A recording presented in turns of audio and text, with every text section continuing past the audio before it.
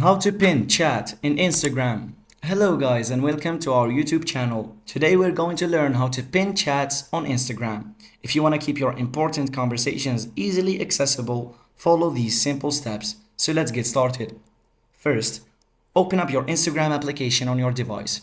Once you're in Instagram, tap on the message icon located at the top right corner of your screen.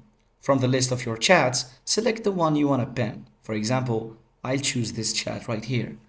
Tap and hold on the chat you want to pin. A menu will appear with different options.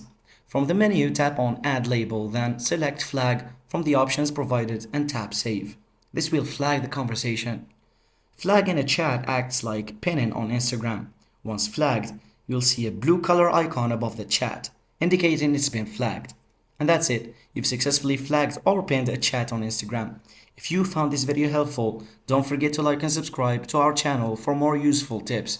If you have any questions, feel free to comment below, and thanks for watching.